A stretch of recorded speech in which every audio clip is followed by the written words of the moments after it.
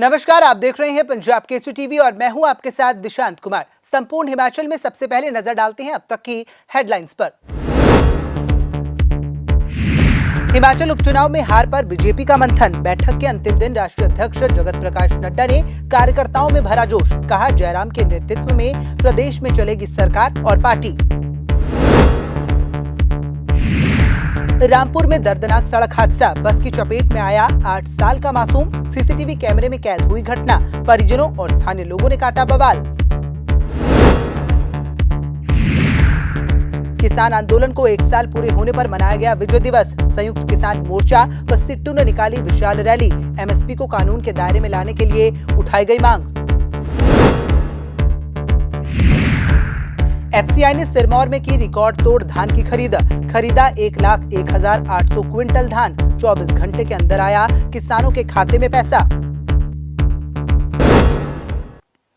अब खबरें विस्तार से। भाजपा आत्म मंथन के लिए भाजपा की 3 दिवसीय बैठक के अंतिम दिन प्रदेश कार्य समिति को राष्ट्रीय अध्यक्ष जगत प्रकाश नड्डा द्वारा संबोधित किया गया। इस दौरान उन्होंने सोशल मीडिया पर चल रही अफवाहों को लेकर चर्चा की, तो वहीं प्रदेश की जयराम सरकार की भी पीठ थपथपाई। इस दौरान उन्होंने क्या कुछ कहा, वो आप भी सुनिए। और मुझे खुशी है कि हिमाचल की सरकार जयराम ठाकुर जी के नेतृत्व में पूरी ताकत के साथ आगे अच्छे काम करते हुए आगे बढ़ रहे हैं। कि कुछ लोग सोशल मीडिया के माध्यम से कुछ इधर उधर की बातों को जोड़ने का प्रयास कर। मित्रों, हमें इन अफवाहों पे नहीं आना चाहिए। हम एकजुट होकर के पार्टी को आगे बढ़ाते हुए, जयराम सरकार को मजबूती देते हुए हम सब लोगों ने आगे बढ़ना है और फिर से हिमाचल में भारतीय जनता पार्टी की सरकार बनानी है। इसके लिए हमको काम करना है एकजुट होकर के। और मुझे मालूम है, मैं बड़े स्पष्ट शब्दों में कहता हूं, पार्टियां किसी के कहे नहीं चलती और पार्टियां कभी भी किसी इस तरह के इधर उधर के सोशल मीडिया में कुछ डाल देने से पार्टी आगे बढ़ने से रुकती नहीं है। हम सब लोग पार्टी को आगे बढ़ाने में अपना योगदान करेंगे और इन बातों में न आते हुए पूरी ताकत प्रदान करते हुए सरकार को भी और पार्टी को भी हम यशस्वी होंगे। इसके लिए हमको काम में जुटना है, ऐसा मैं कहना चाहूंगा। और मुझे पूरा विश्वास है भारतीय जनता पार्टी और भारतीय जनता पार्टी के कार्यकर्ता पूरी लगन के साथ, पूरी ताकत के साथ काम को आगे बढ़ा रहे हैं। मुझे इस बात का भी संतोष है कि भारतीय जनता पार्टी एक सक्षम पार्टी के रूप में हिमाचल प्रदेश में उभरी है, आगे बढ़ी है।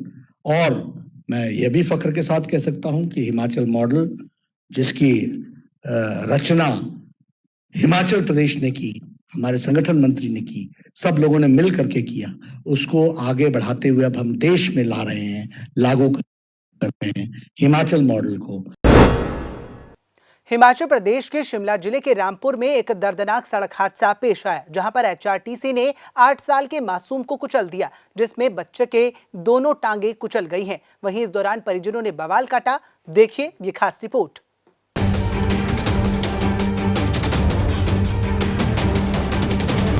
हिमाचल प्रदेश के शिमला जिले के रामपुर में एक दर्दनाक हादसा सामने आया है, जहां एचआरटीसी बस ने 8 साल की स्कूली बच्चे को कुचल दिया। घटना आज सुबह करीब 9 बजे एसडीएम कार्यालय रामपुर के समीप NH5 की है। हादसे में बच्चे की दोनों टांगे कुचली गई। बच्चे को उपचार के लिए महात्मा गांधी चिकित्सा सेवा परिसर खनेली में ले जाया गया, जहां से उसे प्राथमिक उपचार के बाद IGMC शिमला रेफर कर दिया गया। इस घटना से गुस्साए अभिभावक और स्थानीय लोग पुलिस थाने के सामने धरने पर बैठ गए। हालांकि डीएसपी चंद्रशेखर कायत ने अभिभावकों को समझाने की पुरजोर कोशिश की, लेकिन वो मानने को तैयार नहीं हुए। इस बीच पुलिस और प्रदर्शनकारियों की लंबे समय तक नोकझोंक भी होती रही। काफी देर तक नायब तहसीलदार ने मौके पर पहुंचकर बच्चों की सुरक्षा के लिए पुख्ता इंतजाम किए जाने का दावा किया, जिसके बाद लोग धरने से उठे। उधर जिला कांग्रेस कमेटी के सचिव ध्रुव शर्मा ने इस हादसे पर खेद जताते हुए और हादसे के लिए प्रशासन को जिम्मेदार ठहराया। पेरेंट्स आए तो मैंने उसको अपनी गाड़ी में, यहाँ पे CHG को मैंने अपनी गाड़ी में लेके हॉस्पिटल गया। वहाँ पे कोई प्रशासन का नहीं था, प्रशासन का कोई भी आदमी नहीं था वहाँ पर, ना पुलिस डिपार्टमेंट का कोई आदमी था। हम वहाँ पे जब हमने उस बच्चे की खुद अपने कानों से चीखें सुनी, हमने उसके पेरेंट्स को अपने पास बैठाया था।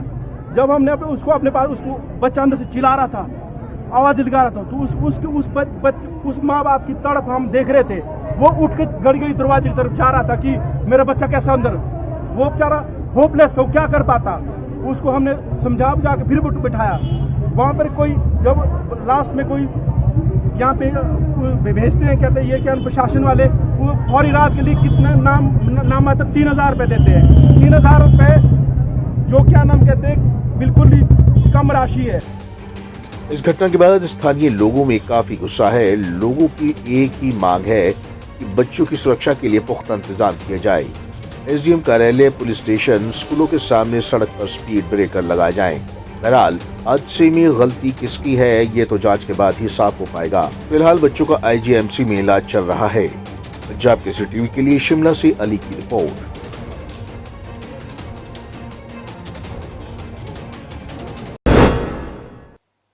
किसान आंदोलन की वर्षगांठ पर हिमाचल प्रदेश में संयुक्त किसान मोर्चे द्वारा प्रदर्शन किया गया। आपको बता दें कि हिमाचल प्रदेश के ऊना जिले में संयुक्त मोर्चे के आह्वान पर किसान संगठनों ने रैली निकाली और डीसी के माध्यम से प्रधानमंत्री नरेंद्र मोदी को ज्ञापन भेजा। इस दौरान कामरेड और मिड डे मील महिलाओं ने भी अपनी मांगों को लेकर आवाज बुलंद की। किसान संगठनों ने केंद्र सरकार द्वारा तीनों कृषि बिलों को वापस लेने की मांग उठाई। वहीं इस दौरान एमएसपी को लागू किए जाने को लेकर भी केंद्र की चुप्पी पर सवाल उठाए गए। आज जो है पूरे देश में जड़ों पर या दिल्ली के बॉर्डरों पर किसानों की ओर से और मजदूरों की ओर से जो है मजदूरों की कानून बनाए थे उनको वापस लेने के बारे में अभी तक सरकार ने वापस नहीं लिए। वो लोग कहे ही है कि इसको वापस लेंगे, जब तक पार्लियामेंट में पास नहीं होंगे जब तक नहीं माना जाएगा। उसके बाद जो स्टेट होम मिनिस्टर है बीजेपी का, उसको अभी तक इन लोगों ने FIR किया, उसके खिलाफ ये किया, उसके लड़के के ऊपर किया, ना ही उसको जेल में डाला है, ना उसको जो है स्टेट होम मिनिस्टर से बात किया है। तीसरी मांग है जो मिनिमम सपोर्ट प्राइस है किसान को, वो अभी तक कोई कानून नहीं बना, उसका कानून बनना चाहिए। तीसरी जो पराली का मुद्दा है वो बहुत बड़ा मुद्दा है, उसके लिए सरकार ने कोई इंतजाम नहीं किया है। ऐसे किसानों की जो है बहुत सारी जो है डिमांड्स हैं, उसके लिए जो हमारा मजदूर संगठन है सारे देश में, खासकर सेंटर ऑफ ट्रेड यूनियन से, वो उसके जो है उसके हक में आया है। क्योंकि मजदूरों के ऊपर बहुत बड़ा हमला किया। जो 44 लेबर कोड थे उनमें से 4 लेबर जो 44 श्रम कानून थे उनको 4 लेबर कोड में बदल दिया है। जाके मजदूर हड़ताल नहीं कर सकता, लेबर ऑफिसर कहीं जा नहीं सकता, अगर हड़ताल करेगा उसको जुर्माना होगा, ट्रेड यूनियन बढ़ा नहीं सकता। इस तरह से जो है आज जो है centre of Indian trade union पूरे जो सारे देश में पूरे जो किसान संगठन है उनके हक में जा रहा है, उनके हक में धरने प्रदर्शनियाँ रैलियाँ की जा रही है। देखो सबसे पहले जो हमारे किसान शहीद हुए हैं, 700 किसान हमारे शहीद हुए हैं, उनको मौन व्रत रख के हमने श्रद्धांजलि दी है। और हमारे जो बाकी के जो MSP का मुद्दा है, या बिजली बिल संशोधन का मुद्दा है, या फिर हमारे जो शहीदों को मुआवजों की बात है, या फिर जो हमारे किसानों को कुचला गया लखीमपुर में, तो उनको जो वहाँ के जो मिनिस्टर है उनको बर्खास्त करके जेल भेजने की बात है, वो मेमोरेंडम हम लेके जहाँ पे आए हैं डीसी महोदय के माध्यम से आज अपने प्रधानमंत्री जी को देने जहाँ पे ये मेमोरेंडम आए। इस बार FCI ने सिरमौर जिला में रिकॉर्ड तोड़ धान की खरीद की है। आपको बता दें कि इस दौरान FCI द्वारा 1 लाख क्विंटल से भी ज्यादा किसानों के धान को खरीदा गया है। वहीं इसका पैसा सीधा किसानों के खाते में पहुंचाया गया है। देखिए ये खास रिपोर्ट।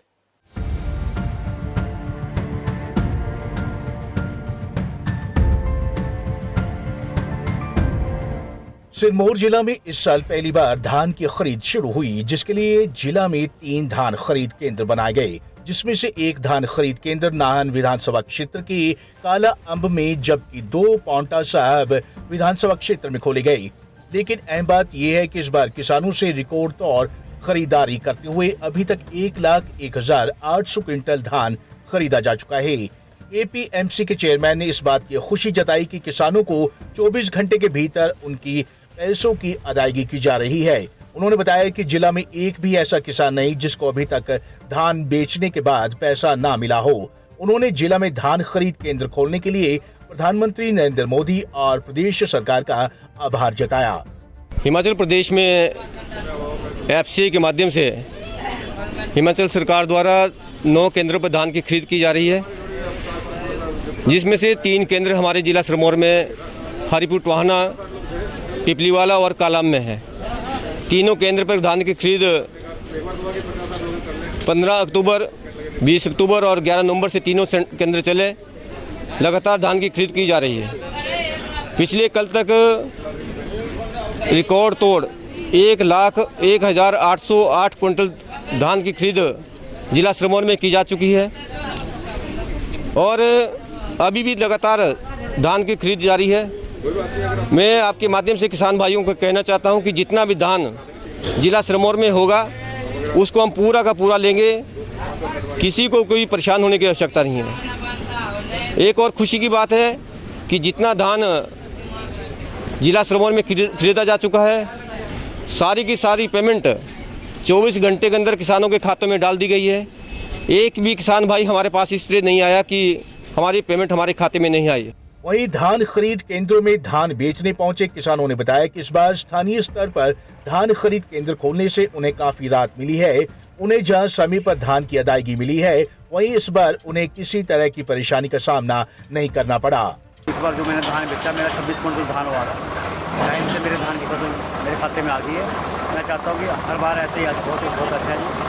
इधर उधर जाने से हमारा खर्चा ज़्यादा हो जाता है, सारी मेहनत लग जाती है, खाद डालना होता है महंगा, खेतों में पानी लगाना पड़ता है, मोटर चला के रात दिन भर के बहुत परेशानी आ जाती है। इस बार धान की फसल में बहुत अच्छा लगा जी। 5,000 रुपये हमारे को ट्रैक्टर वालों को देना पड़ता था, वहाँ पर जो दिन लगते थे हमारे तो हमारे उसका खर्चा आ जाता था, तो सारा खर्चा लगा के कुछ नहीं बचता था। जो बच्चे थे हमारी इधर उधर फसल जाते थे। पहले हम हरियाणा जाते थे धान बेचने, अब यहाँ आए हैं जी। आज अभी सुबह लेके आए थे, अभी खाली हो चुके हैं।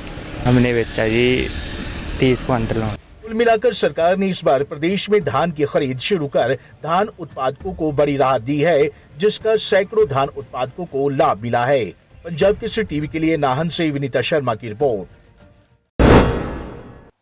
हमीरपुर चलोखर महिला मंडल का एक प्रतिनिधिमंडल आज हमीरपुर उपायुक्त से मिला। आपको बता दें कि इस दौरान उपायुक्त से मुलाकात कर उन्होंने अपनी समस्याओं को रखा। इस दौरान उन्होंने कुठेड़ा से चेड़िया वायारी भलाना सड़क मार्ग की दुर्दशा को लेकर समाधान की मांग की। ग्रामीणों का कहना है कि पीडब्ल्यूडी विभाग ने पक्की सड़क को ये कहकर उखाड़ दिया कि इसकी चौड़ाई बेहद कम है। उक्त सड़क मार्ग पर करीब 8 करोड़ रुपए का ठेका यूपी की कंपनी को दिया गया है। ग्रामीणों ने जिला प्रशासन से गुहार लगाई है कि उक्त सड़क मार्ग में दिन में 2 से 3 बार पानी का छिड़काव करवाया जाए या फिर सड़क को जल्द से जल्द पक्का करवाया जाए, नहीं तो उन्हें मजबूरन सड़कों पर उतरकर आंदोलन शुरू करना होगा। ये भी हम जो मुश्किल हुई है जी, नाम सड़क करते कपड़े सुखाने में तो कपड़े कटाए सुखाई दिया ही जाए कने माल पशुओं ने बुरी हालत, फिर मकान ने बुरी रंग कराया, ब्याह शादी रंग कराया से जितने धुल्ले लोग है, क्या फ़ायदा दिया रंगा कराने में। इस करके भाई हम सड़क आई पहले पक्की सड़क की सड़क खुआड़ी ने रखी थी, कना उन शायद काम नहीं हुआ ये सड़क, कना नहीं हुआ था फिर सारे इकट्ठे होने के लिए हाँ ये करना भाई सड़क तो नहीं जितनी पक्की हो सकती, कना पानी दिना पे चलो भाई नहीं पक्की हो तो पानी छिड़काना जो सड़क दिना 2-3 बारी पानी छिड़के तो चलो धूड़ बैठी आ रही मान लो का माल घर सारा सारे धूड़ी न भरोए। हम लोग डिप्टी कमिश्नर हमीरपुर में ये ऑफिस में मिलने के लिए आए अपनी समस्याओं को लेके। हमारे लगभग 12 लोगों का डेलीगेशन है। ये आने को तो सैकड़ों लोग या हज़ारों लोग बल्कि समस्या से आहत है जो हम समस्या उठाने जा रहे हैं। ये लोक निर्माण विभाग द्वारा कुठेड़ा से लेके तेरियां तक वाया रीबलाना चलोखर होके जो सड़क जाती है उसका अपवर्धन कार्य शुरू किया गया है लगभग 1.5-2 साल पहले। और ये हमारे जो लोग इकट्ठे हुए हैं समस्या को लेके जो आए हैं आपके बीच में, ये महिला मंडल चलोखर है, ग्राम सुधार सभा चलोखर के जिम्मेवार आदमी आपके बीच में खड़े हैं। ये अपनी जो पुरानी सड़क बनी थी वो मतलब कम छोटी थी थोड़ी, है ना, उसकी जो चौड़ाई थी वो कम थी, उसको अपग्रेडेशन का जो काम चल रहा था वो पक्की सड़क को उखाड़ के बजरी जो भी प्रोसेस है वो सारी वो कर रहे हैं अपने तरीके से। लेकिन ये लगभग 2 साल से जो काम चला हुआ, जिसका लगभग ये हमारे जो ध्यान में आया कि 8 करोड़ का ठेका हुआ है, कोई किसी उत्तर प्रदेश की कंपनी को ठेका दिया और वो ठेकेदार ऐसा बोलते, जब भी हम पूछते कि काम कब होना, बोलते ठेकेदार भाग गया। तो हम अपनी समस्याओं को लेके ये आए कि लोगों के घर सड़कों के किनारे हैं, वो जो पत्थर गाड़ियों के टायर से स्लिप करके घरों में रोज़ उनकी दुर्घटनाएं हो रही हैं। इतनी धूल मिट्टी जमा होती घरों के पास, लोगों का जीना मुश्किल हो गया। बीमारियों का वो सर्दियों का मौसम है, बारिश हो नहीं रही है, तो वो जो सांस की संबंधी बुजुर्गों को मुश्किलें आ रही हैं, तो लोग मतलब बड़े अपने उसमें गुस्से में हैं और अगर ये समस्या का समाधान नहीं किया गया तो लोग इस चीज़ को सड़कों पे उतरने के लिए तैयार हैं। वो वहाँ पे जाम लगाने की बात कर रहे थे, तो हमने ये डिसाइड किया सबने मिलके कि माननीय उपायुक्त महोदय के ऑफिस में अपनी बात को रखते हैं। अगर सरकार ने हमारी बात नहीं सुनी, लोक निर्माण विभाग हमारी बात नहीं सुनता है, तो ये जेई को हम लगातार फ़ोन करते हैं, वो हमारा फ़ोन ही नहीं उठाते किसी का। तो हमें मुश्किल का पता तो चले कब क्या पक्का होना, उसमें पानी कुछ डाला जाए। संपूर्ण हिमाचल में फिलहाल इतना ही। मुझे दीजिए इजाजत और देखते रहिए पंजाब केसरी टीवी। नमस्कार।